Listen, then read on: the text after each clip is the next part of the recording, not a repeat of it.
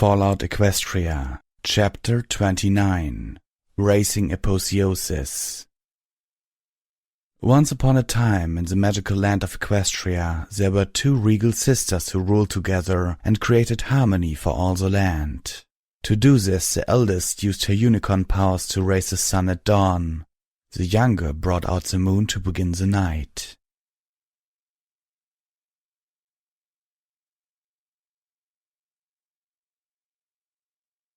Fuck, you know what irony is? I recognized the voice of Scootaloo. Even though it was raspy, even though all her coughing and the mad clicking and the roar of the wind all around her. Irony is that it feels I spent my whole damn childhood trying to get my cutie mark, and I don't have it anymore. Irony is that I spent most of the last decade working to save Equestria from a mega-spell and of the world. Scootaloo's voice cracked, followed by a barrage of wet, raspy coughs.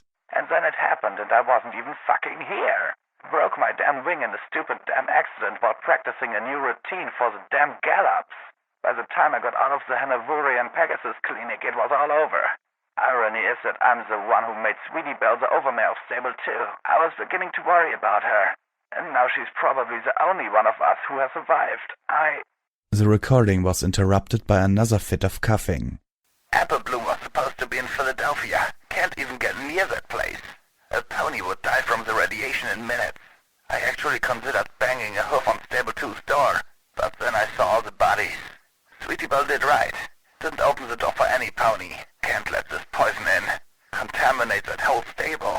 If I knocked, Sweetie Belle just might open the door for me. And I can't let that happen. Fuck. I'm giving up my pit bug, leaving it here with this message. I figure if Apple Bloom survived, she'll come looking here. If not, some pony else will. Besides, I'm sick of it clicking. I don't need it telling me that the snow is radioactive and that I'm breathing poison. The air's fucking green. More coughing. Except for those weird pink swirls coming off of Canterlot. When you can see the air, you know it's bad. This time the coughing fit lasted minutes. Fuck, that's blood. That's not good. They kept telling us the cloud curtain was for our own protection, keeping the radiation and megaspell pollution from getting into Pegasi cities. Who knew that they were telling the truth? Fucker said that the brand is to mark me as some pony who's been below. Contaminated. Now I know that's horse apples. Told them I was proud of what Rainbow Dash did. Called myself a Dashite. Boy, that got their feathers in a bunch. Irony is, I worked really hard to find a better way. Some kind of society or government or something that would be better. Wouldn't make the same damn mistakes that killed every pony. And I get trapped up there with a whole slew of ponies who seem dedicated to finding the worst way ever. Even I wouldn't have tried an experiment like the Enclave. The stables aren't even set up to fail. Hell, I give the Enclave a few months at most. Scootaloo's voice stopped, but no coughs this time. Just harsh breathing. After a moment, she continued. If you find this, before I'm gone. She was cut off by an explosive cough, followed by several moments of silence. Then a groan. If you find this, there's a shack marked on it. I traced Rainbow Dash to there. I think she's living there, or was recently. Wasn't there when I looked, but I'm headed back. Going to wait there. Hope she returns. I should be there for her, like she's with me. Some pony should be there. Scootaloo coughed one final time. Just want Dash to know, we didn't all. She's not alone.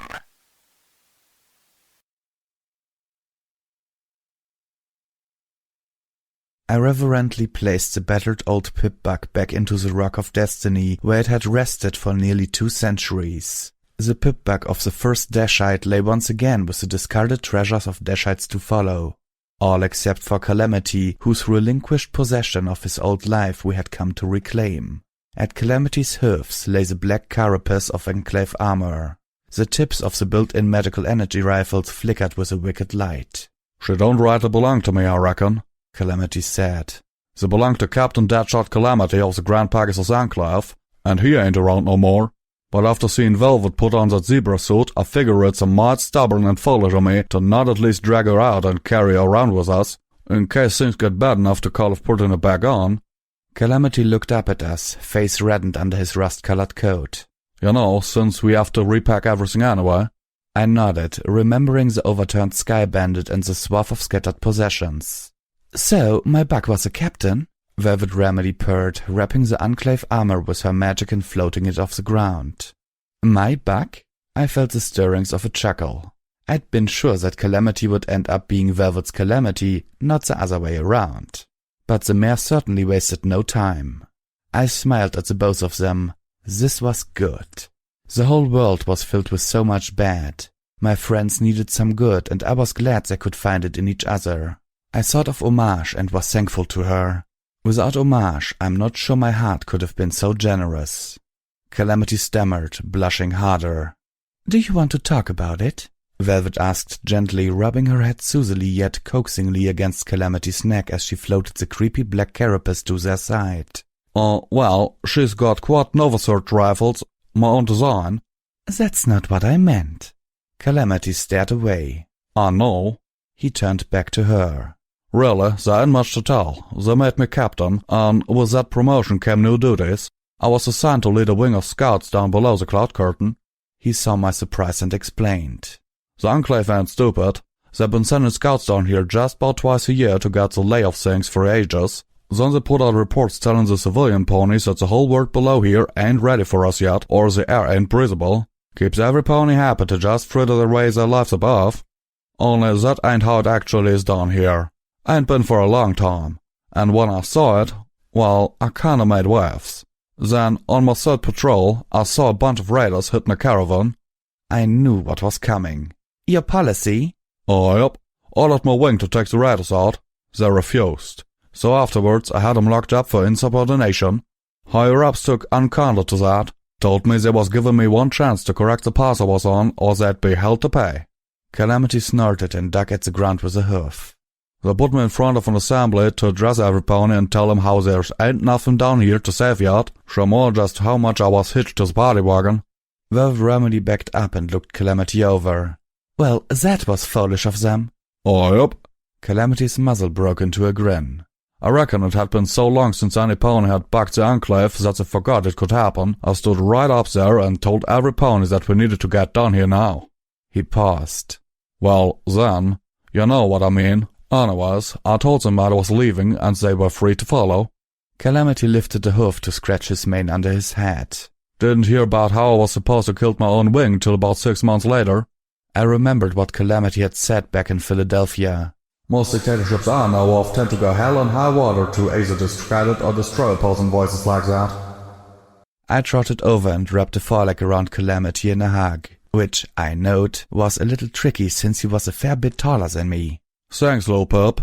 Something occurred to me. So, I asked Calamity as I dropped back to all four hooves. Most of the Pegasi don't realize what's going on down here? They ain't bad ponies, little pup. Calamity whinnied. They're just being bamboozled by their leaders. Even in the best governments, the ponies at the top don't tell the rank and rifle what's actually going on. He trotted in place. You think the better folk of New Appaloosa have any idea just how connected they are to Red Eye? I remembered the way the ponies in Turnpike Tavern laughed at the notion of that bug on the sprite bots being any pony's leader. On the other side of the bottle cap, I was willing to bet Sweetie Belle didn't tell any pony in Stable 2 about the friends and relatives dying just outside the stable door, breaking their hoofs against it as they begged to be let in. Hell, I was supposedly the leader of these ponies and I was keeping secrets of my own. The truth about the Ministry of Peace and the Megaspells came swiftly to mind. So I suppose that Calamity's assertion was true. Lil Pep, if most of these ponies up there saw for themselves what's going on down here, they'd buck the dumb Enclave and pony up to help. Calamity's confidence faltered. Well, most being at least more than half, I reckon. I felt an odd tug at one of my saddlebags. I turned to see Velvet Remedy's pip-bug float out, enveloped by Velvet Remedy's magic. I watched the polished pip-bug, with its custom engraving of Velvet Remedy's singing nightingale, glide across the air and gently set itself down in the Rock of Destiny next to Scootaloo's. I hope it's not presumptuous, she said to Calamity, sounding slightly apprehensive. I'm not a Dashite, but I'm leaving an old life behind, and it feels wrong to be taking something out without putting something in its place. Thank you kindly, Calamity responded, approving. I brought up the inventory sorter on my pip-bug, scrolling through it until I realized with a pang that I didn't have anything from my life in the stable to give up. I stared forlornly at the Rock of Destiny, feeling like I was failing somehow. I'd already left everything in Stable 2 behind. I probably would have sealed a picture of my mother up inside the rock, but I didn't even have that. No, but I did have something. Biting my lower lip, I pulled up the recipe for party time mintalls. I would give this up, but I didn't want any pony else to suffer from them as I had. The first night outside, I had discovered a message from Applebloom to Sweetie Belle which had a very special encryption. I used that now as I sent the recipe to Velvet Remedy's Pip-Bug. No pony would be able to read the recipe without downloading it from both her Pip-Bug and mine. I erased the recipe from my Pip-Bug. Somehow it was both liberating and frightening.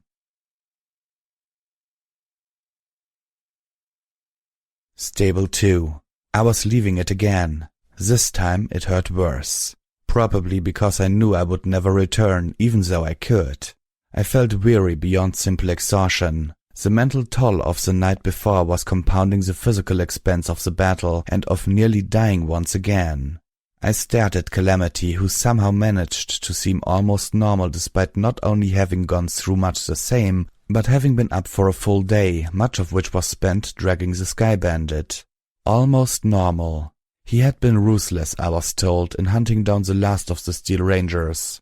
I did not begrudge him that. But this had been more than his code, more than his policy. We were his closest friends, and he'd take the assault on our former home personally. Then again, with the exception of Zenith and Pyrelight, we all did. For our own reasons. "Calamity?" I asked as I floated the Sky Bandit up off the ground. "When we first met and you told me you didn't live in New Appaloosa, you said you had a little shack." I had a suspicion. Calamity landed on it and trotted in place. Now weightless, the passenger wagon rolled easily under his hooves until he had it upright. Yep, he replied. And answer the next question, I up to that too. Got the marker of the first Dasher's Pip-Bug by linking it to my armor, just before giving it up. Did Rainbow Dash ever return to the shack? I mean, do you know? I don't reckon she did, Calamity stated, his words sending a wave of bitter sadness through my heart. When I got there, I found a Pegasus skeleton curled up in a corner which I buried out back. Figure if Rainbow Dash had come back, there would have been two. Another pang shot through my heart. Calamity had done better for Scootaloo than I had for any pony who had passed on. I felt a steely resolve build within my sorrow. "Before we go, we should bury the skeletons in the apple cellar tunnel," I said firmly. "I know we're on the clock, but damn it if I'm gonna leave here again without doing that." Calamity nodded, just like I knew he would. Velvet Remedy trotted closer, levitating another pile of scavenged goods. "This would be so much easier if I had a find our stuff spell." You know, if we're taking all these detours, maybe we ought to swing by my old place, Calamity suggested. I could gather up a few tools, and little Pip could have a crack at the floor safe no opponent's been able to open. There was a twinkle in his eye when he said that. I heard Velvet stifle a snicker. I face-surfed. Oh, now that's just not playing fair. The cleanup and the Rock of Destiny had already eaten the first hour of daylight, and the burials would take up more. We'd be lucky to make Fatlock by sundown. But then, floor safe. A floor safe in a shack that both Rainbow Dash and Scootaloo had once called home. If extremely briefly, no less. The curious little pony in my head was prancing around eagerly, suggesting all sorts of possibly important or interesting things that might be inside. I shot Calamity a look. "You think you can use my weakness against me that easily?" Yep. I hoof-stomped. "Okay, yes you can, but just this once." Yep, sure. Ultimately, the burials added less than an hour to our departure time. Steelhoof's outcasts weren't all painted and ready to leave until halfway through the effort. "I'm glad you're finally with us," a paladin buck named Bitterbright told Steelhoofs as they finally began to march into the Sky Bandit. "It should have been sooner," Steelhoofs stated grimly. "I should have done this when there was a chance for a peaceful break. This will be a civil war, and a bloody one." Paladin Bitterbright nodded. Star Paladin Crossroads has already locked Elder Cottage Cheese's communications down and sent out warnings to those in the other contingents who would follow us. With any luck, they'll be able to slip away before word of what has happened here reaches the other elders. I swallowed. "What happens then?" Paladin Bitterbright neighed. If we had done this years ago, with an elder taking the lead, then those who believe the Steel Rangers should be following the Ministry Mayor and helping the ponies of Equestria could have simply transferred to the new Elders contingent. We would have been looked upon poorly, but the voice of an elder is law. Now... The Steel Ranger outcast took a moment of silence before continuing. Now we are seceding. We are traitors and mutineers. Once the elders learn of this, any within their ranks who sympathize with us will be exterminated. Oh, Celestia, grant mercy. Hopefully, Steelhoofs added. those who would join us can make it out before then. They will be galloping towards Stable 29. We will need to have it secure by then, or they will be galloping into a trap. Well, except for Trottingham. Night Strawberry Lemonade piped up, joining the conversation as she moved to stand uncomfortably close to Steelhoofs. My friend looked around as if searching for some trivial task to give her. In Trottingham there are more of us than there are of them. In Trottingham I bet the elder will be the one abandoning ship. The pony in my head whimpered, watching my actions ripple out into war and bloodshed. I'm so sorry. For what? Paladin Bitterbright asked. None of this is your fault or your doing, except that because of you and your friends, this squad isn't dead at Nova Rage's Hoof, or still trapped in that stable school waiting to die of thirst and starvation. He nickered. This battle started the moment Nova Rage killed one of us and locked the others away, and that happened hours before any of you showed up. This is on her, and on us. Hell, we should be apologizing to you for not saying enough until after the others started slaughtering the poor pony folk in the Ministry Mayor's stable. It's on me. Steelhoof said with finality. This has always been on me. As he plodded past me, he lowered his helmet and whispered into my ear. It's better that my child never knew me.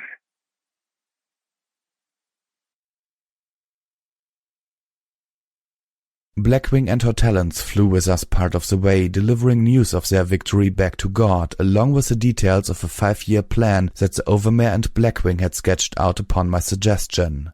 You're sure we shouldn't stand there with you at Stable 29? No.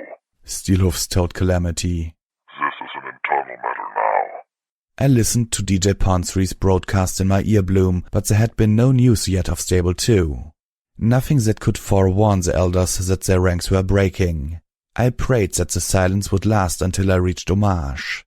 It was another stroke of luck that Calamity's shack was only a little bit out of our way towards Fatlock and Manhattan.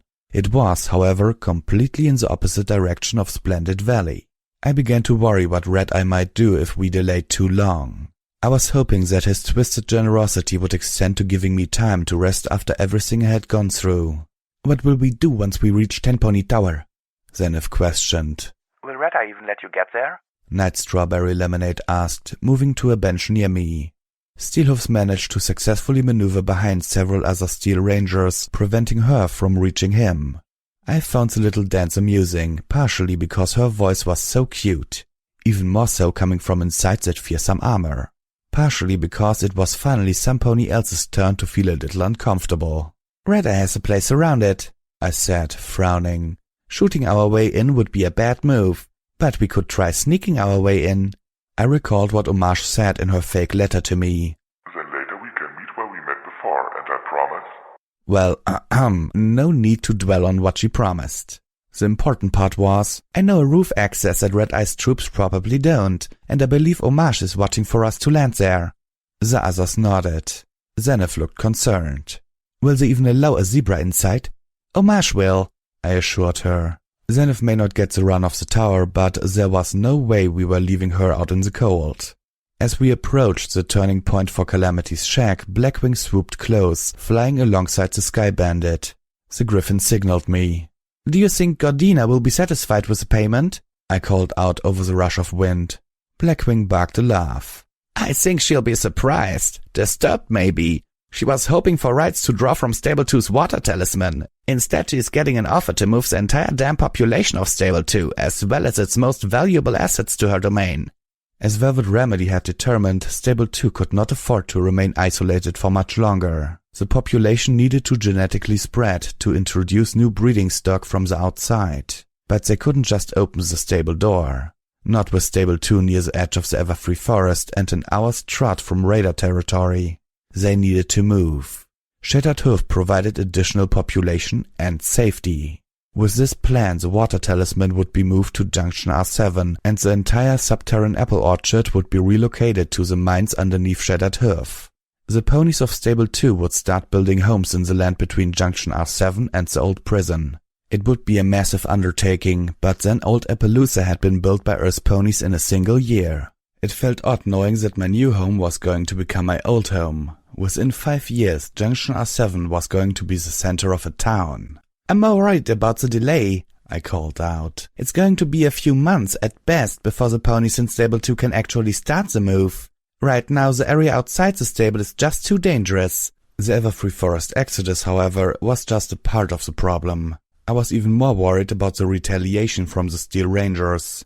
So for now, the stable was sealing itself up again. The ponies of Stable 2 needed time to process and cope with the trauma. They needed time to clean the stable and rebuild their lives. They wouldn't be able to forget, and part of me thought that was good, as it would prevent them from losing sight of what they owed and the changes that needed to be made. "God's patient," Blackwing commented. "But you've got other problems. Only way to ferry the orchard to Shattered Hoofs is by rail, and those tracks pass through New Appaloosa." "Crap, that's right." "We'll work something out," I assured her. "But I've got to deal with Red Eye first." I sounded more confident than I felt. But Calamity's words had reminded me that while there might be questionable or even downright villainous ponies in high places at New Appaloosa, the bulk of the town folks were good ponies. Hell, Ditsy Do lived there. The thought of the ghoul Pegasus brought up another responsibility. I had to find a way to thank her. We all owed her our lives. Without those stealth bugs, which she had given freely to aid Blackwing in saving the ponies of my home, I moved away from the edge of the Sky Bandit as Blackwing veered off, the other griffins following closely. Butcher blew a kiss in our direction. I think it was for Steelhoofs, but I had no idea why. Maybe just the camaraderie that comes with a mutual love for excessive firepower. Calamity winked us in the other direction. "This won't take long," I assured Steelhoofs and the outcasts.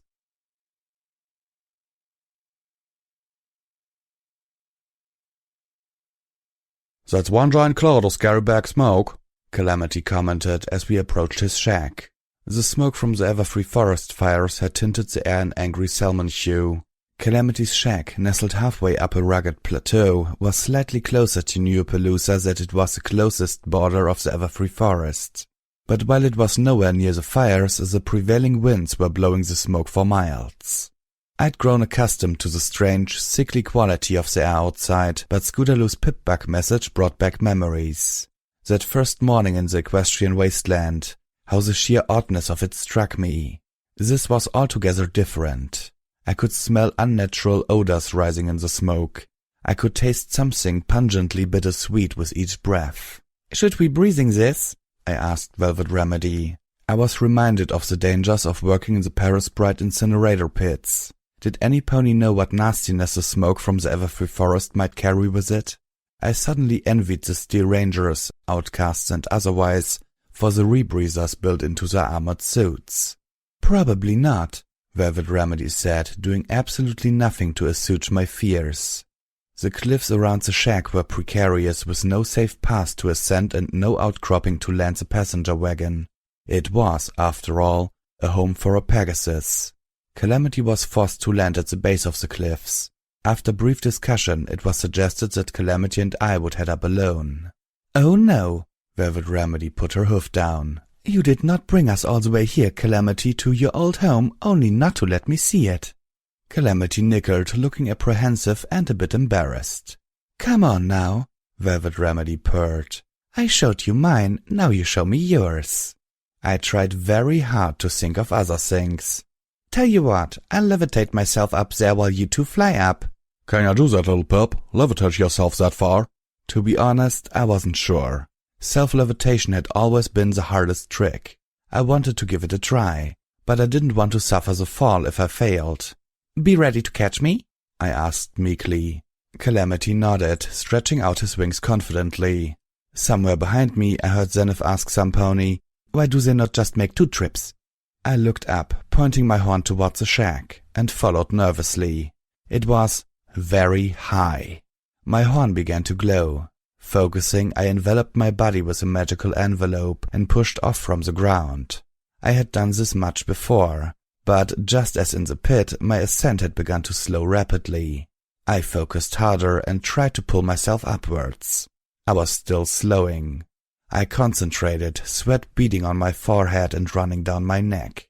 An overglow flared around my horn, casting reflections on the cliff rocks. I stopped slowing. I was doing it. I was pulling myself through the air. I was pushing exhaustion. The effort was almost painful, but I was doing it. I was flying.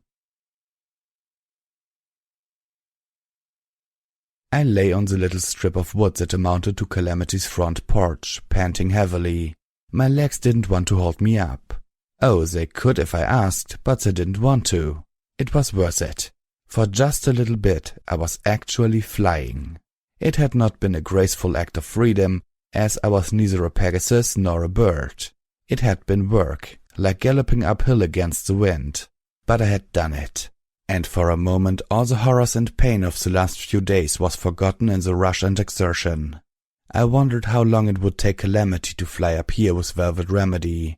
Not long, my mind answered swiftly. In fact, I was surprised they weren't already here. I remembered I still had a memory orb from one of the safes in the Philadelphia Ministry of Magic vault. The orb from the safe which had also held a cloak. Judging from Zenith's reaction and recent Griffin-related experience, I deducted that it had been a zebra stealth cloak. I decided abruptly that I didn't want to spend the wait laying sweaty and wiped on Calamity's porch. So I floated out the orb and focused on it.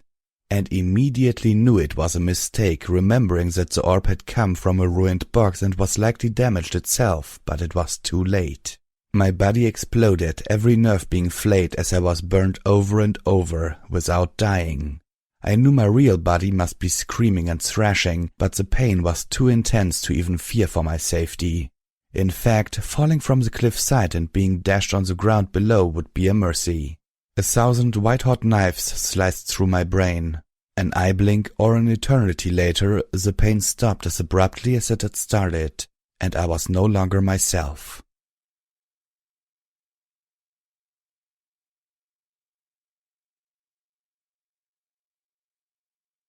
I wasn't even a pony. This was a familiar strangeness, and I could feel the cloak draped about me, the hood over my mane and ears, as well as a saddle pouch and something strapped to my side.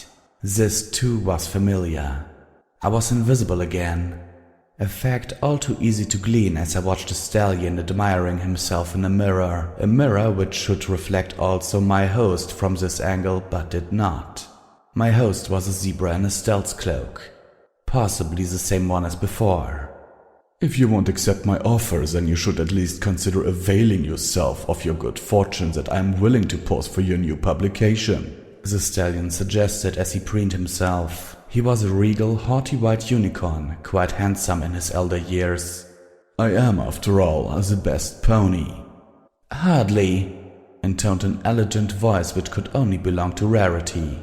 If the stallion had noticed the slightly disparaging tone, he showed no indication of comprehending it. There's no place for grandstanding or glorious hounds in the Ministry of Image. Our purpose here is to help the client shine all across Equestria, not ourselves. And our client is all of Equestria itself. We should remain invisible. With a politely sweet tone, she encouraged, "Perhaps you should try the Ministry of Awesome." We were in an office. A rather nice one at that, with elegant curtains and golden trim on the wainscoting. It certainly lacked the humbleness I had come to expect from a Ministry of Image building, which told me this was no MI hub, but the Ministry's headquarters on Ministry Walk in Canterlot. The one place where even the Ministry of Image would have to maintain an image. That's easy for you to say, the stallion frowned.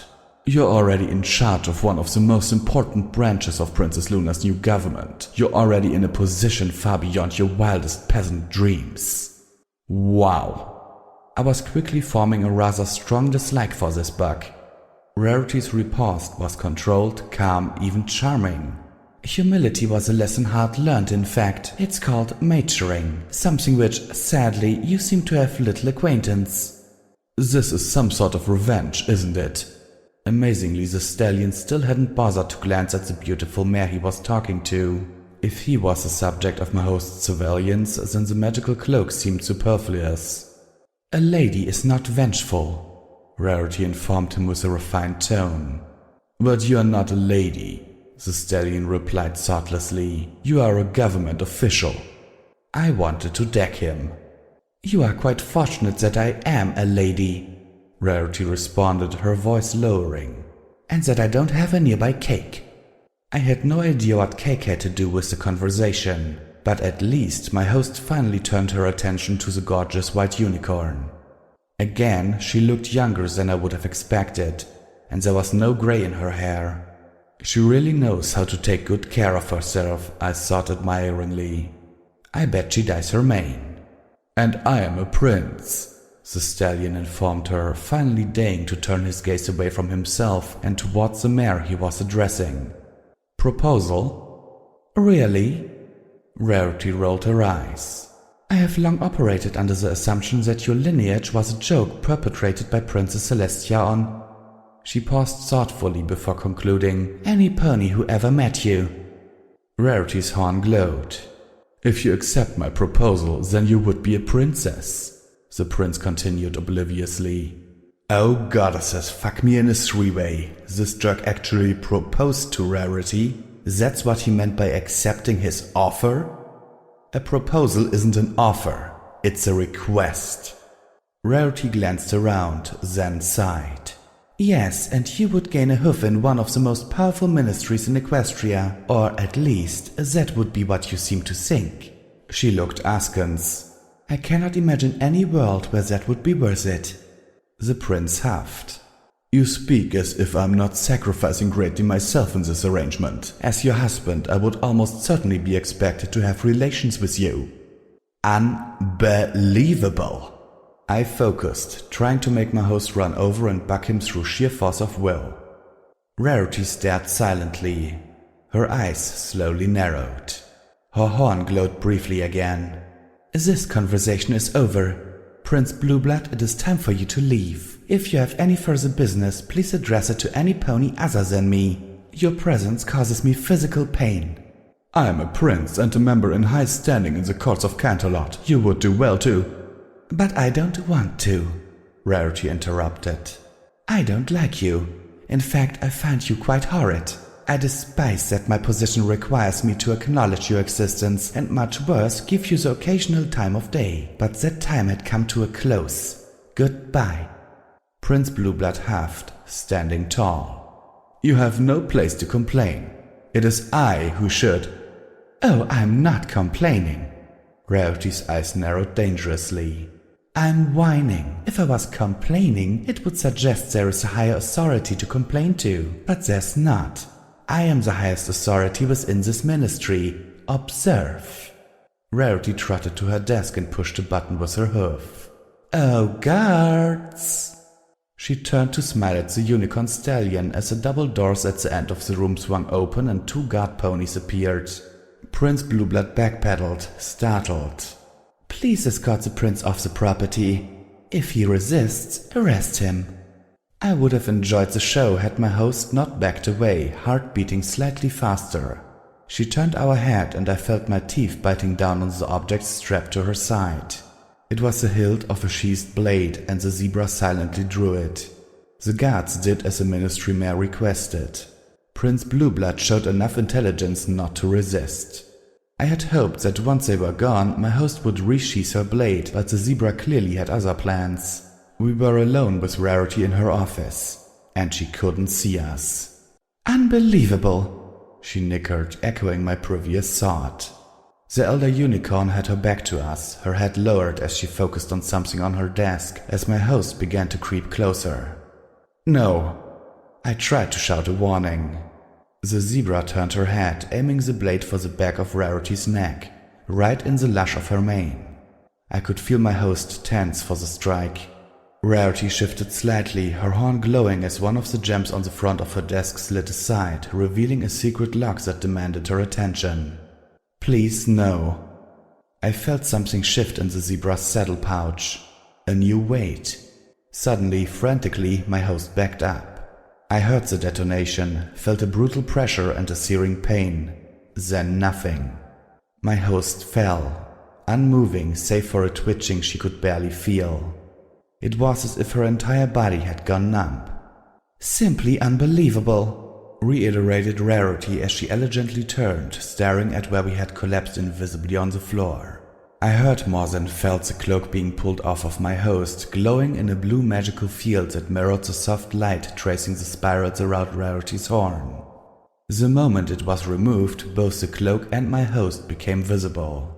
Rarity paid us no attention, floating the cloak to her and flipping the rough fabric about until she found the gemstone clasp. "There you are, my pretty," she said, telekinetically ripping the gemstone free, breaking the clasp in the process. "Oh, don't you have some interesting magic?" she said as she appraised the gem, tossing the rest of the cloak aside. "Twy will love taking a closer look at you." I realized I was seeing the inception of stealth bugs. I recalled a message I had found in a recruitment center. Intelligence suggested that the zebras had developed invisibility fetishes, but this looks like something designed by the Ministry of Magic. In the pervading paranoia of late wartime Equestria, some pony had feared the worst, not knowing that Twilight Sparkle knew. But the zebras hadn't gotten this magic from us. We had gotten it from them. The long, wicked blade lay on the carpet where it had fallen, close yet impossibly out of reach. My host tried to move towards it, but her body wouldn't respond. "I slipped a stun grenade into your saddle pouch," Rarity informed us, moving the gemstone out of sight. "I like to think I'm rather expert at manipulating claws, even if I can't see it." The zebra shuffled closer to the blade. "Really?" Rarity said with a ladylike scoff. She floated the blade away, turning a disdainful gaze on us. "A zebra assassin attempted to infiltrate my office and murder me concealed under a cloak with an enchanted gemstone?" She leaned closer. "I'd explain how I got my cutie mark, but it wouldn't do you any good where you are going." Another cocoon of blue light wrapped around a headset on her desk and floated it over her head, gently sliding it into place around her ears and muzzle. "Also, I do have to wonder, were you trying to assassinate one of Nightmare Moon's cabinet?" she asked, turning her tail to us as she slid open the hidden compartment in her desk. "Or were you after this?" Rarity cantered to face us. Floating in front of her was a powerful, dark tome bound in twisted black hide. The moment I saw the book, I knew it held so many secrets. So many things just waiting for me to unlock if I could only look at the pages. "Well, I suppose we'll find out, won't we?" Rarity promised. She lifted a hoof to the headset, her expression instantly changing to one of barely bridled joy. "Oh, Pinkie Pie, this is Rarity. I've got a present for you." She smiled. "You'll love this one."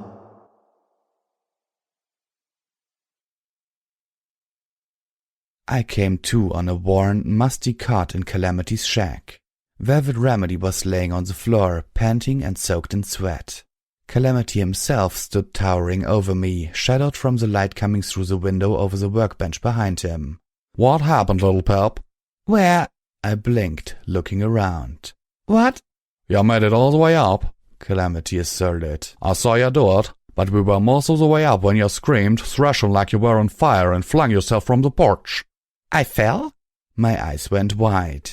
I turned, looking around. The door to the shack was open. I blinked as the image of the black book swam in front of me, much like having turned away after staring at a bright light and seeing the shape of the light dance before your eyes. But nothing in a visited memory had ever left such an imprint outside of the experience. I blinked, clearing my vision. I could see the porch where I had been laying. The orb was nowhere in sight. "Darn tootin' you fell," Calamity retorted. "We had a hell of a time getting you up here even after you fell limp. Been worried sick. What's all happened?" I looked towards the empty porch again. My instinct was to lie. But there wasn't a lie that wouldn't end up worrying my friends needlessly. "I made a mistake. While I was waiting, I touched a memory orb. Only it was damaged." "You did what?" Calamity snapped. "On the porch, little Pip, I barely caught ya." I cringed back, staring up at my Pegasus friend, my hoofs pushing at the claws on his cot as my back thumped softly against the wall. "You know it's hard enough flying while carrying one pony. I can't do it with two when the second one is bucking and screaming like she's been eaten from the inside out." Calamity lashed out. Unpleasant nightmares about parasprites washed through my mind. You nearly brought us all down. Velvet Remedy had to use her magic to carry you, and I'll remind you that she ain't nearly as good at that spells as y'all are. I turned a nervous look to Velvet. She was so exhausted that she could barely return my gaze. And don't you think after all she's been through last night, that maybe she didn't deserve for you to make us all scared to death that you're dying from something in the smoke? Oh, goddess. The weight of what I'd thoughtlessly done to them crushed down on me. I started to shake. The hurt from my shame and Calamity's righteous anger broke the floodgates, and suddenly the emotional deluge of the last half a week consumed me. The horrors of Philadelphia's slavery, the pit, the threat to Homage, the slaughter at Stable 2, my mother. "I'm sorry," I yelled back, bursting into tears. "I fucked up. It was horrible. I'm sorry." "God dang it, little Pip," Calamity growled back angrily. "Your curiosity is gonna get you killed one of these days, and today you nearly took all of us with you." "I'm sorry," Calamity snorted, glowering as I broke into sobs. Velvet Remedy trembled, huffing as she got to her feet and moved closer to me, pulling herself into the cot with a painful effort. "Okay," Calamity insisted. "Ground rules. From now on you don't play with one of these things unless you're on the ground, out of combat somewhere safe, and you have one of us watching over you." Having laid the law, Calamity allowed his expression to soften. His own utter exhaustion finally showed through his eyes. He gently rubbed me with a wing. The two of them stayed with me until the tempest passed. "Now buck up, little Pip," Calamity finally said, prodding me with his wing. "You're gonna have a look at that floor safe or not?" I nodded, although for the first time I really didn't feel right allowing my curiosity to be sated. I slid slowly from the cot and looked at the floor beneath it. It was, at most, an average lock. Even in my distress I could open it easily, with or without tools. The safe clicked open. Among the saddlebags worth of decayed personal effects, one item sat gleaming and unblemished by time. A statuette of Rainbow Dash. Her pose was powerful, wings spread and a huge grin on her face. "Go ahead," Calamity said softly. "Take it. I know you collect those things." "But don't you want it?" I asked, surprised. "I already got a cutie mark burned into my flanks. I figure she's already close enough to me." I nodded, then carefully reached out with my magic, experiencing a sudden surge as my magic touched the statuette. I was better. I felt like I could be better than I had been before. Do anything. Nimbler, more graceful. But much more than that. I was, in a word, cooler. The inscription was what Rainbow Dash's inscription had to be. Be awesome.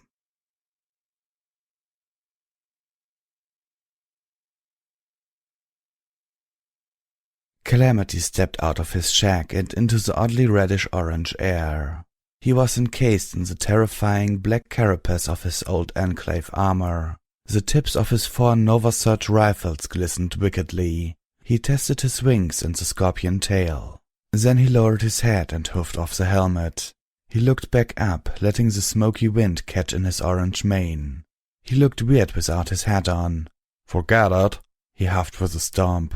"I'm not going around like this." He turned and trotted back into the shack. "I'd rather be shot."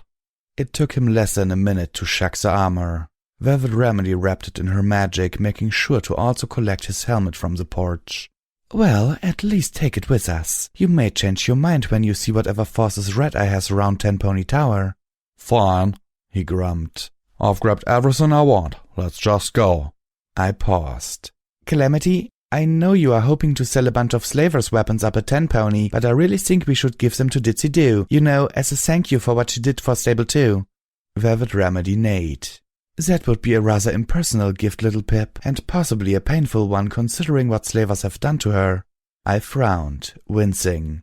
Besides, do you really want to give New Appaloosa more weapons right now? I had to admit that I did not. Instead, Velvet Remedy looked to Calamity. "Do you know anything that Ditsy Doo likes? I agree with little Pip, we do need to give her a gift, something to show our thanks for her help." "Well," Calamity thought. "she likes muffins." Velvet looked shocked. "Can ghouls even eat?" Apparently they didn't have to, but they could. I smiled. Between Homage and Zenith, we had the best cooks in the Equestrian wasteland.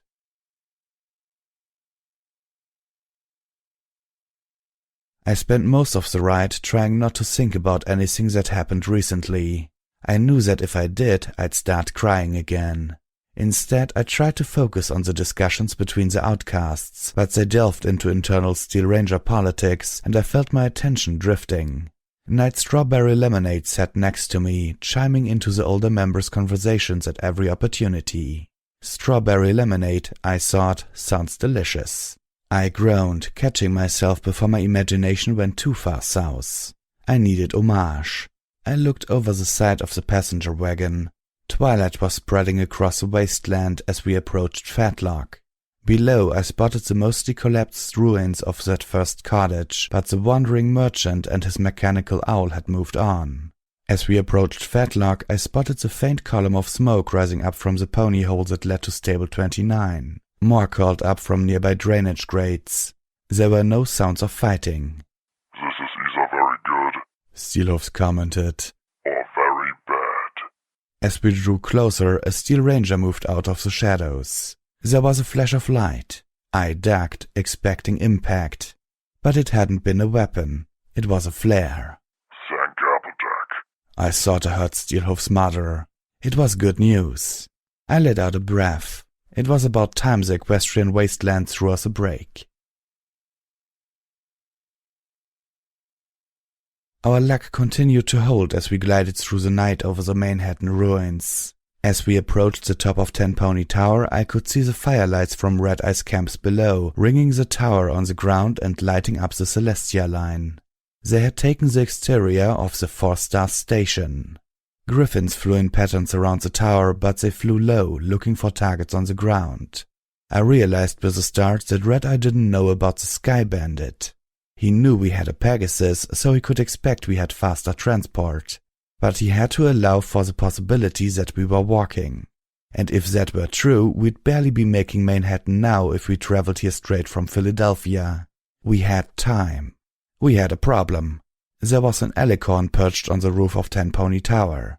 Her shield was down, all the better to spot incoming little pips. I could shoot her.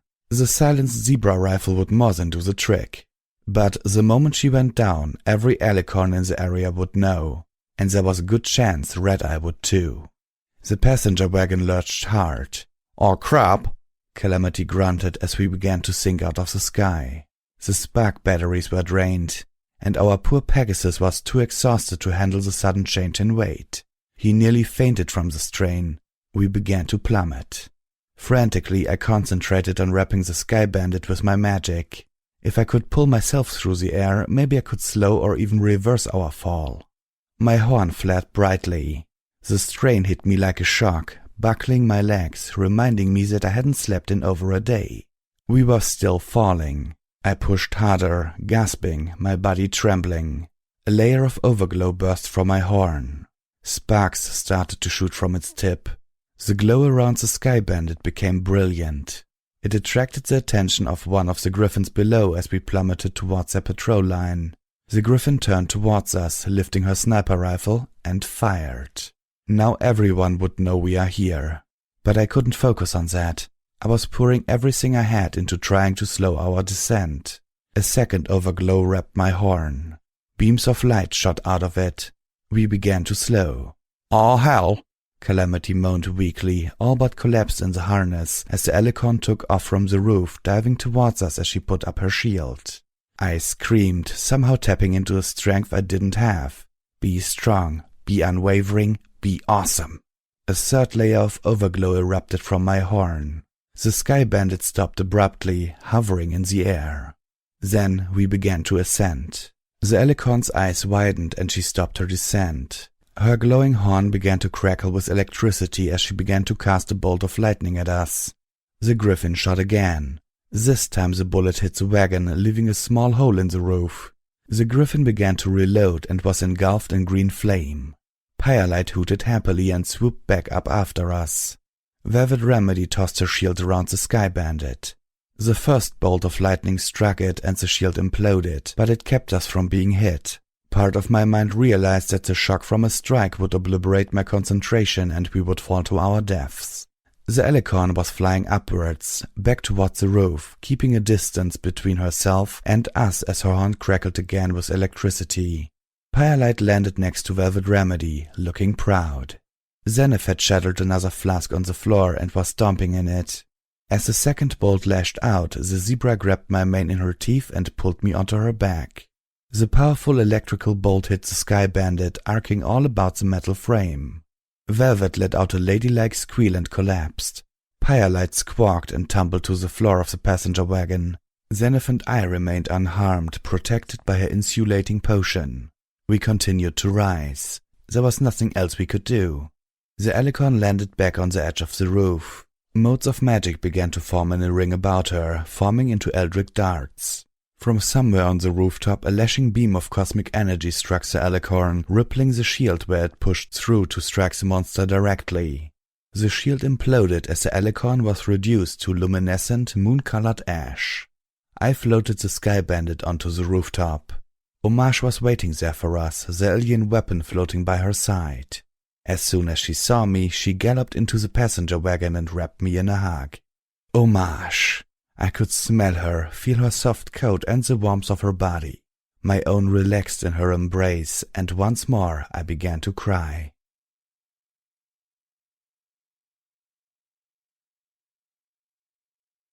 A zebra? Homage squealed happily. Zenith cringed back as Homage offered her hoof. She doesn't like being touched, I told the sexy grey unicorn. Homage lowered her hoof and nodded. And who might you be? Zenith asked, prompting introductions. Inspiration hit me. Homage, would you allow... I paused. Could you ask DJ Pawn 3 if Zenith could spend some time in the MASEBS? Homage and Zenith both looked at me curiously. Please? I asked Homage. I'm sure it could be arranged, Homage said trustingly. I turned to my zebra friend. DJ Pawn 3 has cameras all over the equestrian wasteland. Maybe one of them has seen your daughter or her tribe. The zebra's eyes widened. I saw a glimmer of hope. Homage smiled. Yes, please, and I'm sure I can get DJ Pawn 3 to let you peek at some of the archived footage. I'll show you how to do so, then leave you in private. She blushed a little. Little Pip and I are going to be busy, but we won't be far away. She likes spankings and bondage, Velvet told Homage in a conspiratorial, overly loud whisper. I stared at her, wide-eyed, blushing hotly. That's not true. Homage raised an eyebrow. Did you two talk about liking bondage and spankings? She asked innocently. No, I mean, yes, but... Oh. Homage feigned understanding. So you talked about Velvet liking bondage? No, me, but... Oh, crap. So you do like it. Homage was grinning way too much. I gave up, hanging my head and accepting my doomedness. I narrowed my eyes, whispering to the charcoal-coated mare, All those times I fantasized about you? That was before I learned you were evil. Don't worry, Homage said, wrapping a foreleg about me as she smiled, her eyes twinkling as she glanced to Velvet. Last time I learned you were multi-orgasmic. Tonight I'm going to find out just how many you can have before you pass out. She nibbled one of my ears. Then I'm going to find out if I can you wake up with one. So, some bondage might be required. I felt myself flooding with heat and embarrassment. I simultaneously wanted to both let her tie me up and do whatever she desired, and to run away and hide under a rock forever. I swayed, feeling faint and nearly fell over. Delicately, Homage maneuvered me towards the rooftop door. Wow, Zenith said, standing with the others as we walked away, her ecstatic voice gaining a touch of melancholy. With all your teasing, I was beginning to feel sorry for the little one. Now I just feel jealous. Yes, Velvet Remedy agreed, sounding a touch stunned. So do I. She turned to Calamity. No offense. Offense? Hell, I feel jealous. Homage snickered, then turned to the others. Are you coming? I stopped, at first thinking that she was inviting them to watch. That I couldn't possibly... No. But Homage had less cruel plans. I've arranged for the rest of you to have the same suit as before. It's all taken care of.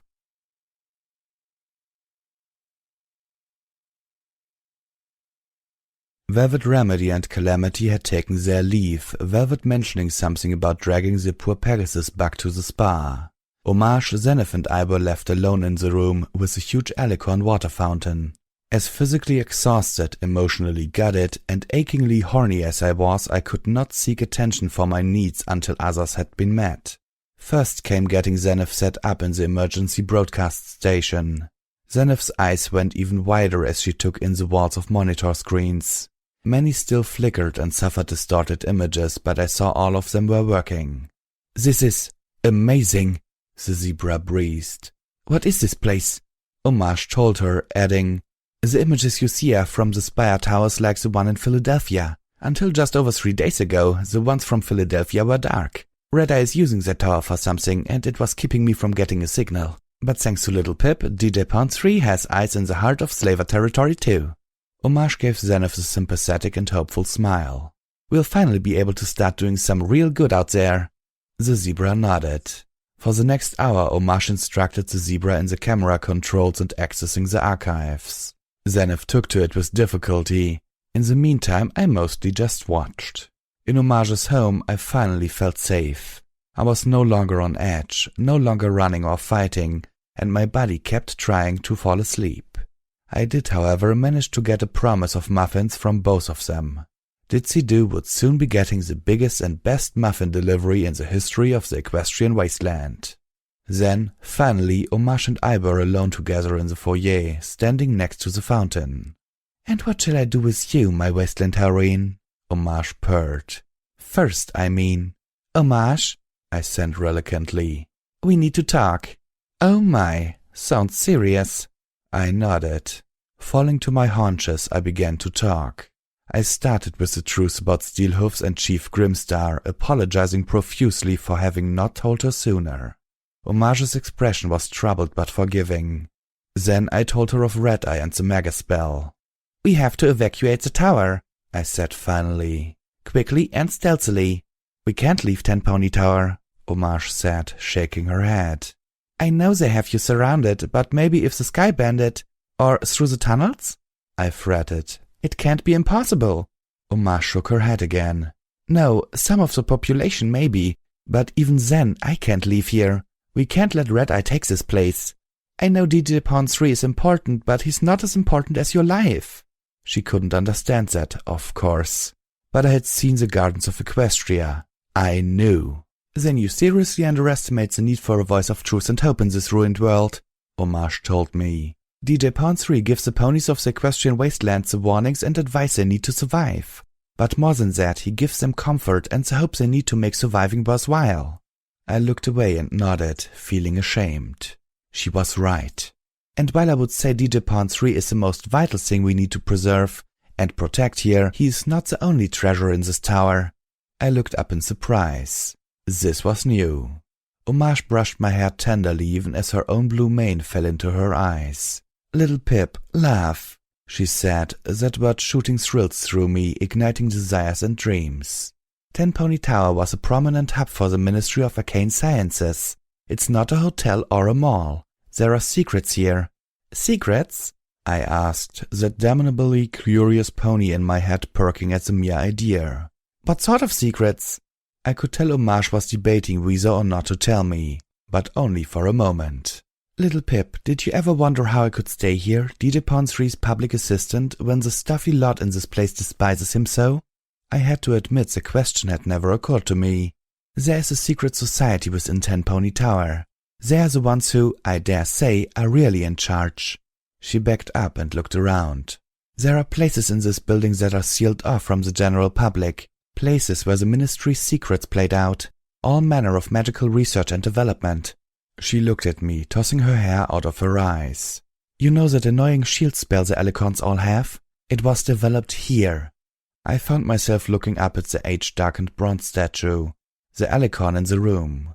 "And you haven't even seen how powerful that spell can get if you pump enough power into it," Homage told me. "The only reason the Alicorn shields can be punched through with the right firepower is because I can't manifest it at anywhere near full power."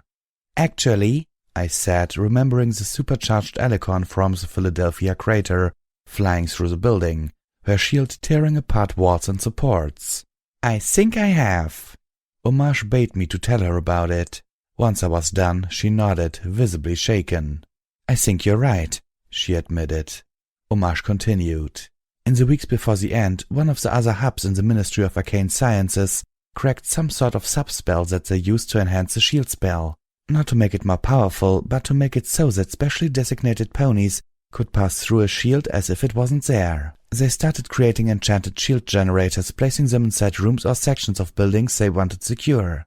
With that, Homage hopped up onto the fountain's rim and tapped her right forehead rhythmically on the Alicorn statue. I gasped as the horn fled with magic and the glowing aura of a magical shield swept over the walls. The MASEBS and Twilight's Ascenium are amongst 10 Pony Tower's sealed areas, she said with a smile.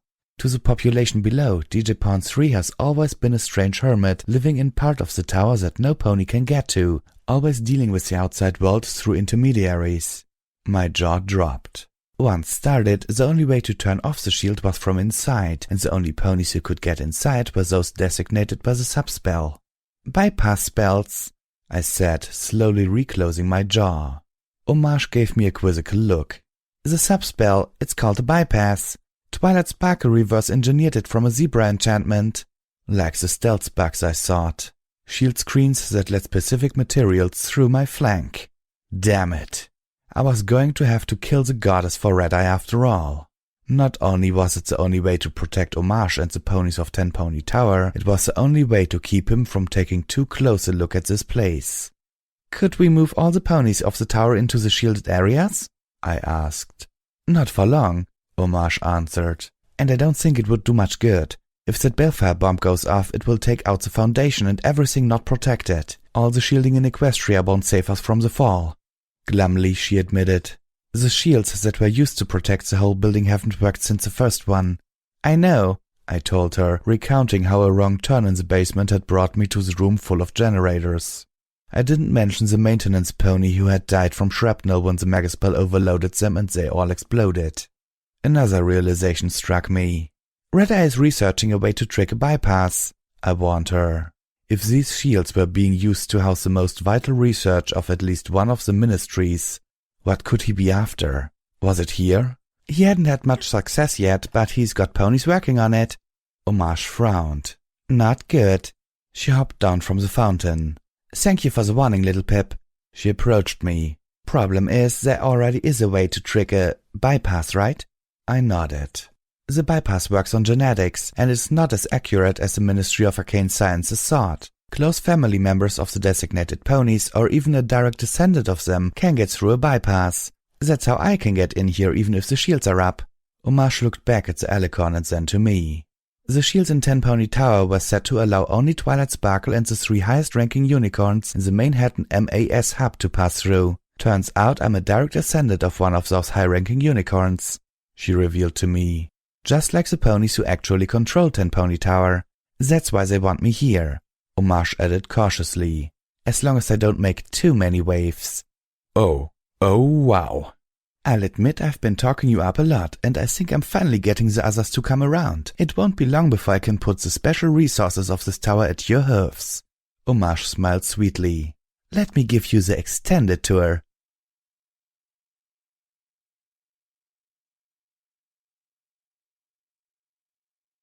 Shield spells had only been the start. Homage guided me through one concealed hallway and shielded chamber after another, turning off the shields for me and restoring them in our wake. We walked into a large, multi-cornered ritual chamber, bleached brightest white.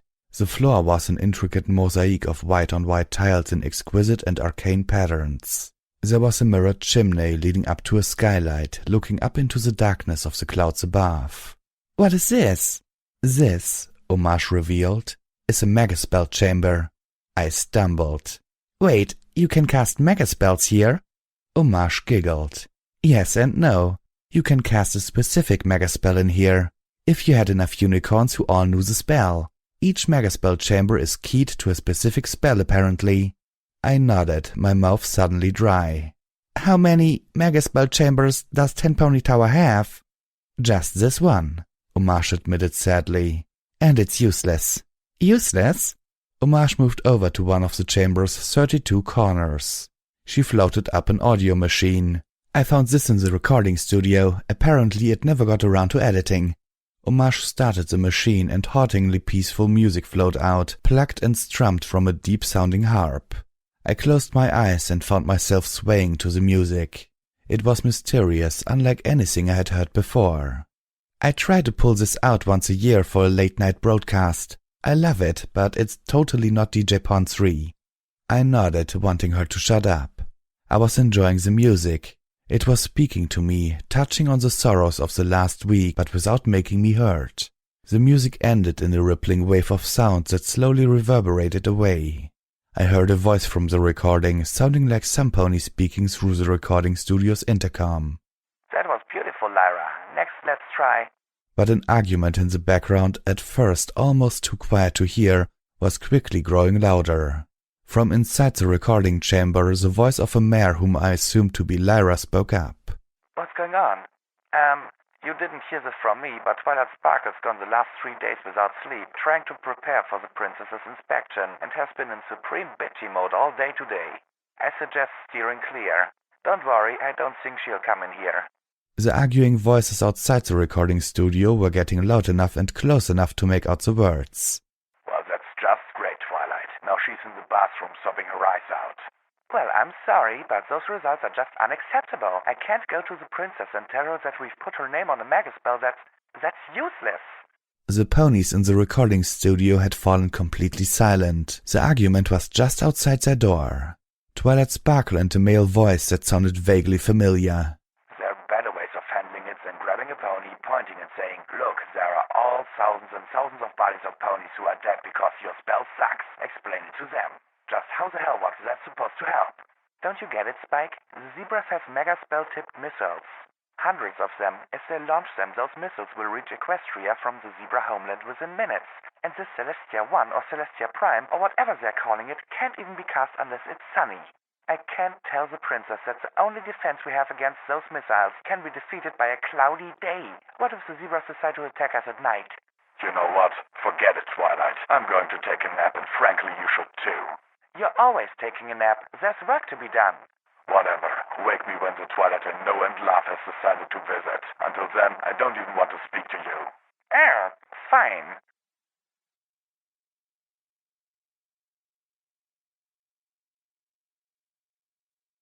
In here, Homage said, waving a hoof at a sprawling agricultural bay. We discovered that the Ministry of Arcane Sciences had perfected spells that purified water, cleaned radiation, and even purged taint. I boggled. If only that maddened ghoul doctor had known what he killed so many to accomplish. Unfortunately, Homage informed me, the spells only work on an extremely small scale. With a lot of effort we could purge one tree, the fruit becoming ripe and succulent and perfect for consumption. But there's nothing from keeping the poison from just seeping back in, and the area affected is so small it would take an army of unicorns to clean enough of a field to grow a garden without having to worry about the soil going bad before harvest. But it makes for wonderful potted plants. But if you could cast it anywhere all at once, purge everything. I realized what I was seeing. These were components of the gardens of Equestria. I'd say you were delusional, but I'm talking to my little Pip. I know better. It was time to tell her. When I was done, Homage collapsed weakly. Me? She looked at me as if pleading for me to renounce the truth. The salvation of all of Equestria is on me? I nodded. You, ditsy-do, 4 others. We don't know who yet. The spell, it will fix everything? Pretty much. I nodded. But there's things that need to be done first. I'm not the wasteland saver, Homage. You are. You and them. I gave her a bittersweet smile. I'm just the one who clears the way. Homage stared at me for a long time, then pushed herself up. I need a drink.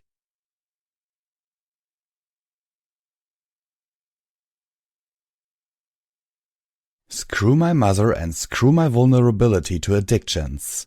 We were back in the Athenaeum and Homage was drowning herself in apple whiskey and I was right there beside her, soothed to the whatever it is that ponies get soothed to.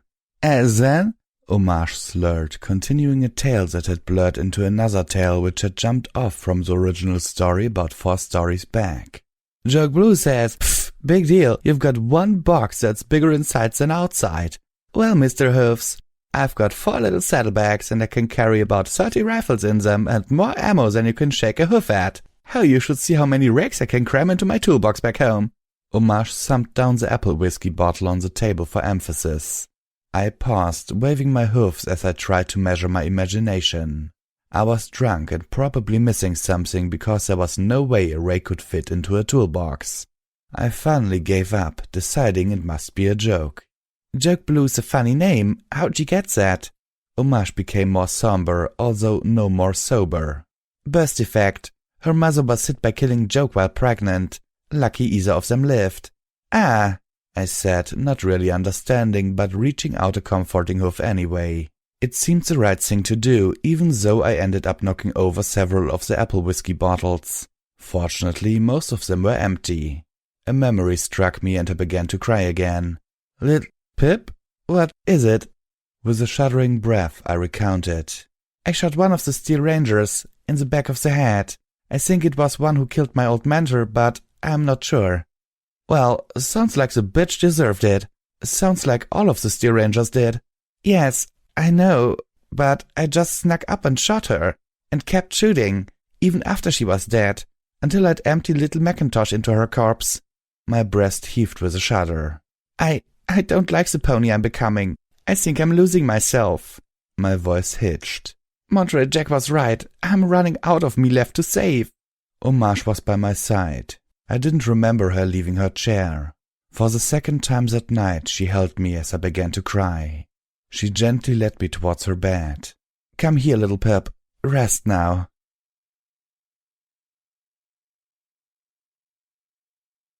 If Red Eye had any problem with me staying at Tenpony Tower, he did nothing to show it. Even the loss of the Helicon and Griffin seemed to go unnoticed. I knew that should worry me. Instead, I ignored it. Instead, I relaxed. I even went to the spa with Homage. Twice. I didn't want to think of myself as a selfish pony, but fuck Red Eye. I needed this. And hadn't I earned at least a little of it? Maybe not, considering my mistakes. The damaged memory orb, the really stupid battle plans, going behind the wall alone. But if I didn't, then my companions certainly did. I had hoped Zenith and Homage would get along, but while Homage seemed to like the zebra, Zenith maintained a thankful but remote demeanor, even a touch frosty. It made the muffin baking sessions in the kitchen awkward enough that I spent that time in the library, sitting at the table, researching and reading. I had just finished a comparative reading of the library's unabridged version of Applied Gemstones with my own and was staring up at the huge painting of Splendid Valley when Zenith trotted in. "Any luck finding your daughter?" I asked, trying to sound so casual as I reminded her what an exceptional and unique tool Homage had put at the zebra's disposal. "Yes and no," Zenith replied. "I have seen signs of her tribe. They have been living in the foothills beneath the Canterlot ruins." She quickly added, "Safely outside the crowd, but I have seen no sign of my daughter. Still, I thank you for this." "You should be thanking Homage." "I have." "Then why do you act so cold around her?" The zebra contemplated me, judged me, then finally said, "Did you not see the weapon she used? Your lover had been touched by the stars. She's cursed. No good can come from her." Zenith walked out. Well, fuck. It would seem that even now there was no reasoning with the zebra when it came to that nonsense. I was probably lucky I didn't step in any Starspawn blood, or she might think I was cursed too. "There's no such thing as curses!" I called out after her in frustration. With a deep sigh, I buried my head in the scattering of books. A few minutes later, Homage strode in, a puff of muffin batter on her nose. "Now then," she whispered huskily as she wrapped her forelegs around me. I flushed, feeling a pleasant, uncontrolled fluttering wash over my body, like I'd fallen into a bed of butterflies. Where was I? That fluttering coalesced in my nether regions, becoming very warm and joyfully difficult to bear. 23, wasn't it? Oh my goddesses, she was actually counting.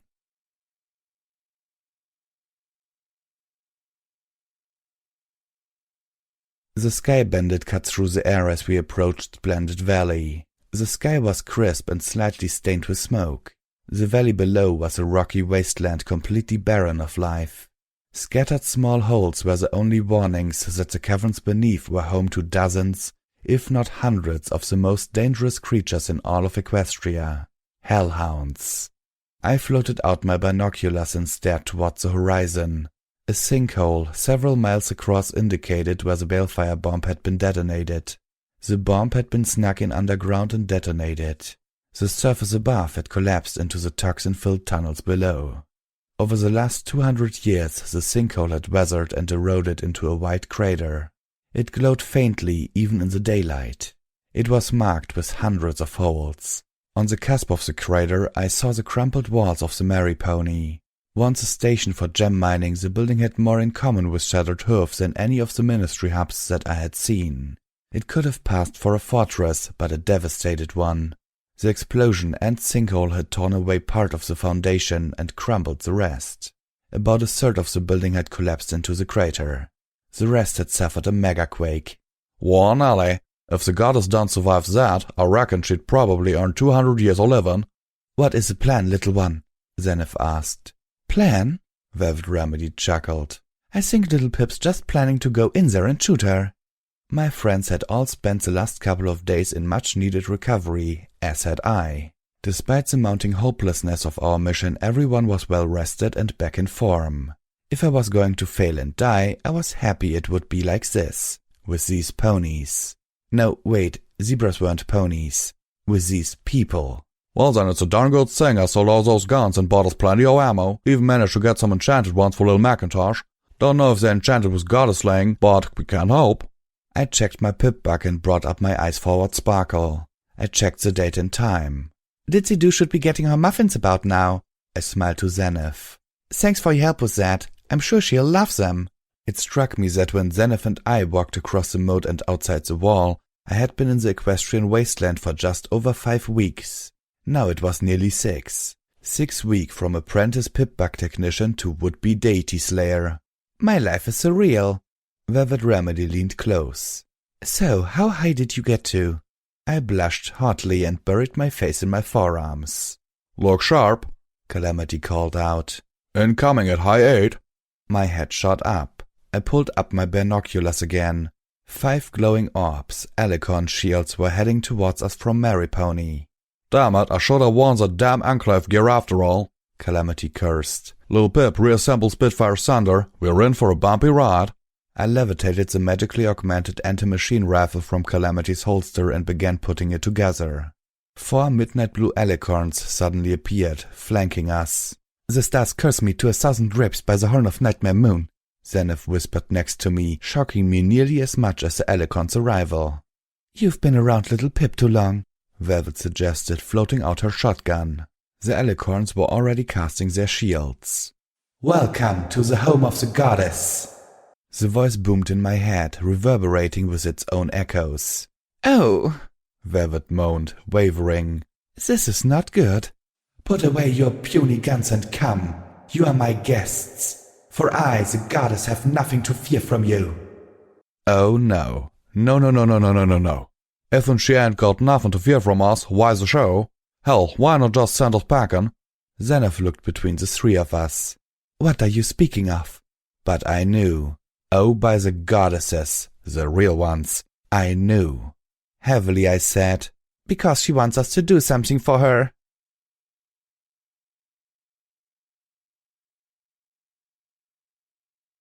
We were guided into the crumbling building. As we landed, we saw at least 3 dozen more alicorns standing about the crumbling ruins. In a single movement, in perfect unity, they all turned their heads to look at us. It was unparalleled, creepiest thing in the history of ever. Escorted through the doors by the 4 midnight blue alicorns. They had dropped their shields. Honestly, they didn't need them. We were totally outmatched. I was surprised when the alicorns brought us to what looked like a security substation within the building. This room seemed largely undamaged, save by time. The rest of the rooms and hallways we had seen were broken and crumbling, fragmented by the subterranean blast and eroded by centuries and weather. This small room was almost intact. There was no goddess here. There was nothing here but some chairs, a bank of 4 dusty monitors and a microphone, a filing cabinet and a few ridiculously pristine coffee cups. The area above the monitors was glass, but the long window looked out at nothing but a metal wall inches away. The opposite wall held a recessed door. There were odd grooves on the wall. "I reckon this is our cell," Calamity said. If so, it would be stifling, and cramped if any of the Alicorns tried to stay in here with us. "We will talk, but first the goddess wishes you to see, to understand and marvel." The voice of the goddess didn't merely reverberate, I realized. It preverberated, like there were dozens of smaller, weaker voices inside that voice, all trying to say the same thing at the same time and not quite succeeding. The voice of the goddess was a chorus. "Understand what?" Velvet Remedy asked. Zenith looked at her, confused. "The goddess!" The security monitors flickered to life under the dust. One of them displayed colorful ponies in lab coats milling about a much bigger version of this room, full of monitors and mainframes and banks of blinking lights. "Ready when you are," a chartreuse pony with the cutie mark of a flask filled a bubbling green liquid said, glancing up at us through the monitor. "These images are of the far past," Zenith intoned. The second monitor looked down on a vast factory floor. The factory was filled with 6 huge interconnected vats full of churning luminescent stews that rippled with lavender and green beneath glass coverings, the light casting colored shadows over everything. Arcane apparati hang down from the ceiling. Catwalks ringed the vats and another hung suspended from the ceiling above and between them, stopping midway across the room with some manner of control panel at the end. "Again with the catwalks over factory floors aesthetics of wartime Equestria," I groused. "Is that—" Velvet Remedy began to ask as a single pony appeared on the third monitor. An elderly lavender pony with grey streaking her purple mane. The room behind her was about the size of this one, filled with identical monitoring equipment, but where we only saw a metal wall, her picture looked out onto the factory floor in monitor 2. "Twilight Sparkle," I nodded.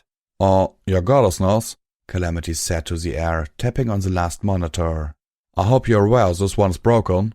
The monitor had a large crack running through it and was displaying only rainbow splotches. "Broken? What? Of course I am. The goddess knows all." The little sub-voices continued to telepathically echo the last 2 words for several seconds after the goddess had spoken. "Lovely," Velvet Remedy said snidely. "Ready to begin pony testing," Twilight Sparkle said, sounding just a hint nervous. "Center in. Sending in test subject 1. The pony on monitor 1 announced. "Don't call her that," Twilight warned. She trotted over to look out the window, floating a coffee cup filled with what looked like tea to her lips, sipping primly. She set the cup aside and leaned her muzzle over a microphone. On monitor 2, a lovely blue unicorn with a mane that had aged to a luxurious silver slowly made her way out onto the suspended catwalk. She turned and looked up to the window. "Twilight Sparkle, I just wanted to thank you again for giving me this opportunity. It means so much to me." "You're welcome, Trixie," Twilight said kindly. The name rang a bell, but it took a moment to place it. Trixie, the mare from the cottage outside Fatlock. She went to Manhattan for a meeting with Twilight Sparkle and never returned. The lavender pony hit a button with her hoof and an ornate golden cup rose out of the console at the end of the walkway. Purple and green liquid rose through the tubes running from the vats to the apparatus above. Then a thin stream poured into the cup. Trixie walked across the platform and sniffed at the cup. "Is that roses?" Twilight chuckled softly. "Yes, I added the scent. Hopefully it will taste like roses too." "Really?" Trixie looked up at Twilight Sparkle with astonishment. Twilight's ears drooped. "Unfortunately, probably not." She hesitated. "Trixie, you know you don't have to do this." "Oh, I want to." The blue unicorn insisted. "I want to help, and this will make me more powerful? Like Luna and Celestia? Well, not that powerful, but more powerful, yes. Like you then?" Twilight Sparkle looked uncomfortable. "We're hoping for more than that. And it's safe, right?" "Absolutely." Twilight Sparkle assured the blue unicorn on the catwalk below her. "All the tests have come back looking spectacular. The only variable is, well, dosage. And for that we need to do testing with pony volunteers like you. With luck, we'll get it right the first time and you'll be the first new Alicorn since Luna was born." The unicorn at the end of the catwalk nodded, and mumbled something that sounded like, Great and powerful, smells like roses. Then looked up with wide eyes. You sure I shouldn't start with a little more then? Twilight Sparkle stifled a chuckle. No, On the monitors, everything happened at once. From the broken one, I could hear a terrible roar, and the rainbow sprays turned to a flaring light. On the other three, the world shook. On the first, chunks of ceiling came down, some killing ponies outright, one blocking the door. A mainframe toppled in a spray of sparks. On monitor 2, the entire factory floor shook. I could hear the loud twangs as several of the cables holding the suspended platform snapped out of the ceiling. Sections of catwalk fell.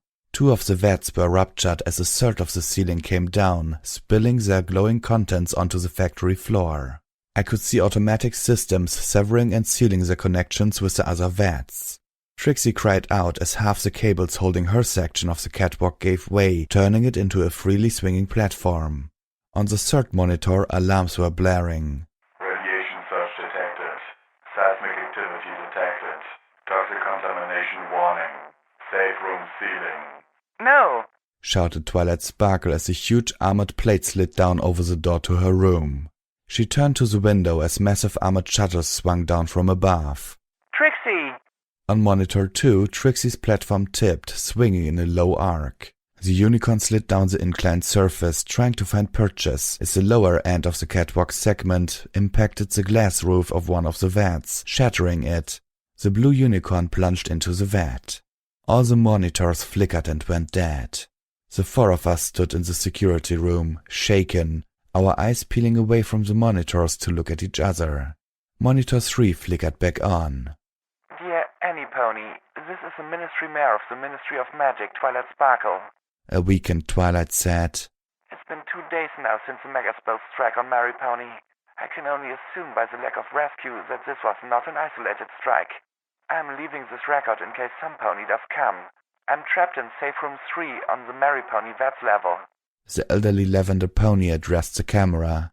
The safeguards that should allow me to open it aren't working, and unfortunately for me, I designed these rooms to withstand a nearby Megaspell strike, so the room is more than a match for my own magic. Calamity, Velvet Remedy, Zenith and I watched the monitor, realizing we were watching Twilight Sparkle's goodbye letter. My vision began to blur wetly. I tried to force myself not to cry. I'd cried too much this week already, but the tears rolled down my cheeks anyway. I'm out of food, and the safe room's water talisman seems to have been corrupted. She gave a worried smile as she said, At least I'm fairly confident that pure water isn't supposed to be that color. I'm also beginning to suffer hallucinations. I think that I'm hearing the screams of the ponies in Mary Pony, like something horrible is happening to them. But I know that's impossible. The walls are soundproof. I keep hearing Trixie's voice in my head, screaming. Sometimes it gets so bad. The lavender pony waved it off. Not important. What's important is that we tried. We tried, and we came so very close. Another week, maybe even just a few more days, and the work we did here would have not only changed the war, I believe we could have forced a peaceful resolution. What's important now is that we still have one more chance. Find Spike. He's my most loyal assistant. My #1 assistant. Find him. Twilight Sparkle seemed to fall to sleep. The monitor flickered out again. Spike? Zenith asked. The monitor burst back to life. Twilight Sparkle's haggard face was pressed close to the camera. She looked atrophied, crazy. Something's going on here. I don't know what, but it's bad. If you're a Mary Pony, get out. Get out while you can and drop a zebra missile on this place. Suddenly there was a loud, metallic grinding from the speaker below monitor 2. On the monitor we watched as the metal plate over the door lifted up, the metal shutters over the windows lifted. Monitor 2 sprang to life. The VATS room was a disaster. The room was waist-thick in mixed fluids. Something swam in the water. No, not swam. The body of a light red unicorn pony was being dragged through the liquid by a telekinetic tendril. We watched as the tendril hauled the body out of the pool and up the side of one of the vats. A moment later, the body disappeared over the lip and into the vat. Streaks of blood rose up several of the vats. On monitor 3, Twilight Sparkle was crawling towards the door, too weak from hunger and dehydration to stand. Unable to stand, she couldn't see what was just outside her window. Light flared in the room, a blue light that took the form of Trixie. The blue unicorn stood, shimmering in front of Twilight Sparkle. From this angle, we could clearly make out her face as she spoke to the lavender unicorn, who once bore the element of magic. The Trixie illusion spoke, but no words came out. I'm sorry, Trixie, Twilight Sparkle whimpered. As the zebra illusion's mouth continued to move, Zenith pushed past me and leaned close. Our zebra began to read the movement of the illusion's mouth. To be sorry for. Your experiment worked after all. It worked more wonderfully than we ever dreamed it would. Don't be sorry. Be happy. We are going to live forever, you and I. I felt a deep, dark chill and prayed that Zenith had mistranslated that. What? Asked the startled Twilight. I'm sorry it took so long for me to be strong enough to save you, Twilight Sparkle. Velvet Remedy gasped as light blue tendrils of telekinetic energy snaked into the room and wrapped around each of Twilight's hooves. No. Twilight Sparkle struggled with more strength than should have been possible. It's time to save you now, Twilight Sparkle.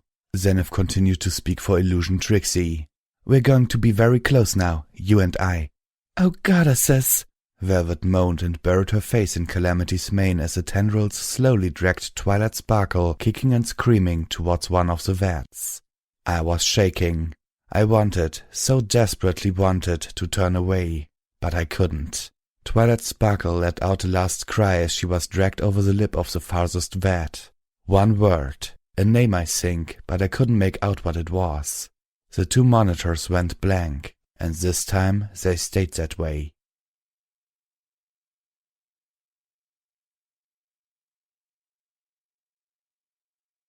Oh goddesses, oh goddesses, oh goddesses! I felt utterly numb with horror. Velvet Remedy was crying. Calamity looked grimmer than ever. The whole room shook, the air filling with the sequel of grinding metal, as the shutters over our own window lifted up. We stared out over the vats. This wasn't just a similar room. It was the same room. Centuries had not been kind to the room beyond. Another third of the ceiling had collapsed, as had two of the vats. The pool on the floor had turned to sludge, covered with a sickly layer of dust and floating debris. Swirls of colored light seeped up from the two still intact vats. They danced in the air, exploding like fireworks. In my head, I heard the echoes of half-remembered fanfare, but not from any memory of my own. The great and powerful goddess welcomes you. Okay, how in tarnation do we kill that? Calamity! I hissed. More swirls of light lifted from the vats. They shimmered, merging together, until the giant face of Trixie loomed above us. But not just Trixie, as little motes of other ponies' faces occasionally burst to the surface like zits, crawling along the head and mane of Trixie before sinking back. Fear not, for I, the goddess, already know why you have come. Red-Eye, that treacherous pony, desires my end, but the goddess is not worried, for the goddess is great and powerful, and Red-Eye is not. Somehow, through the sheer soul-breaking horror of what I was seeing and what I had just witnessed, the little pony in my head stomped for me to pay attention. She did not like where this was heading. Fear not, Zenith began, for I, the goddess, already— You can stop that now, Velvet Remedy hissed.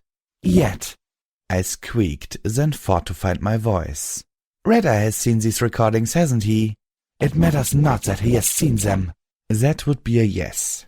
It matters that he has disobeyed me and plotted against me. It matters that he has been withholding from me.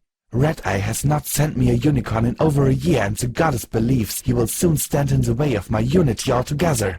And, let me guess, I prodded. You need us to kill Red-Eye for you? Please let it not be something as stupid as that. There wouldn't be enough face-offs in the world. The illusionary fireworks changed. A spinning pinwheel of crimson flame swirled behind the floating glower of the goddess, over-signaling her displeasure.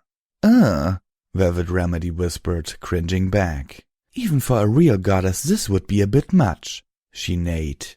Honestly, if we must have an eldritch nightmare of arcane science goddess, does she have to be a freaky carnival sideshow goddess too?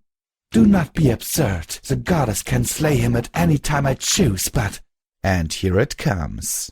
It is possible that he has discovered something that may be a threat to the new, glorious world that we are building, and before the goddess destroys him, I must know what that is.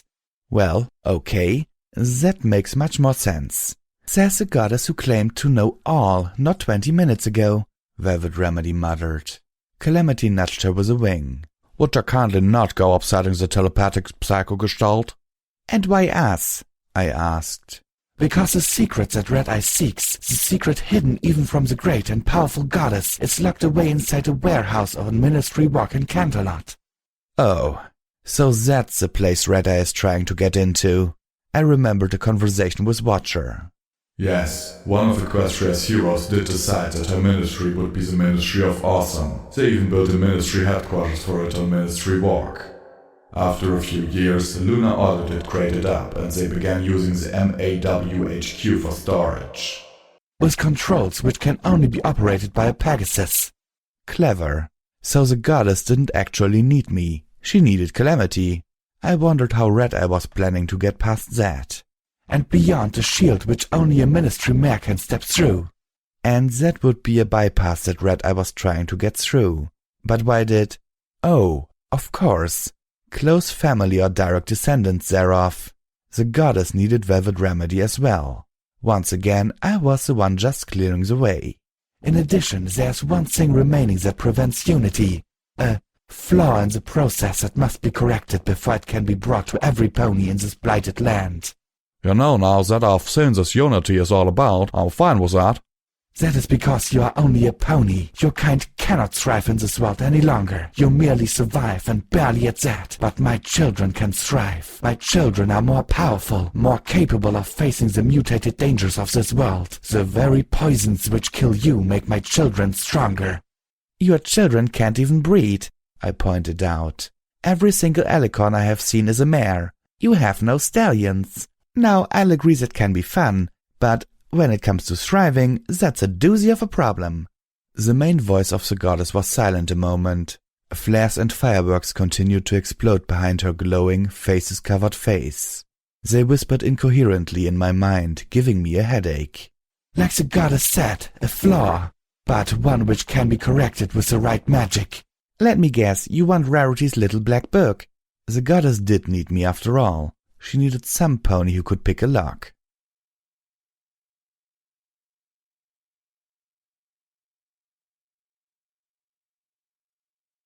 As our alicorn escorts marched us back to the Sky Bandit, all my friends were wondering the same thing I was. What now? Can you all read lips? Zenith asked. Okay, so not all my friends were wondering the same thing. Red Eye still had me over a barrel, but I stopped like I'd been hit in the face with a bale of hay. I lost all feeling in my hoofs as one more horrid realization flooded through me. Lil Pip? Calamity asked. Something in my expression was making him look very worried. She said Red Eye hadn't sent her any unicorns in over a year. My mind flashed back to experiences with slavers, and the little hints that Red Eye, or at least Stern, was particularly interested in unicorns. And another unicorn too. She'll fetch a pretty price, this one. If it wasn't a unicorn, I'd say toss it back into the lake. But if Red Eye wasn't sending unicorns to the goddess, I said darkly, then he's keeping them for himself. I turned and looked to the others in desperation. Red Eye talked about controlling the weather, moving the sun and the moon. He couldn't do that if he just became an alicorn. But he's not aiming to become an alicorn. He's aiming to become one of... I pointed the hoof at Mary Pony. That! The only way he could possibly hope to get that kind of power was to duplicate what happened to Trixie. And he could. He'd seen the videos, and based on his claims that the fortress in the Everfree Forest was designed as a new home for the goddess, he was building a duplicate of the Mary Pony vets at the cathedral. He wasn't sending the goddess any unicorns because unicorns have the strongest magic of all ponies, and he was keeping them to consume himself.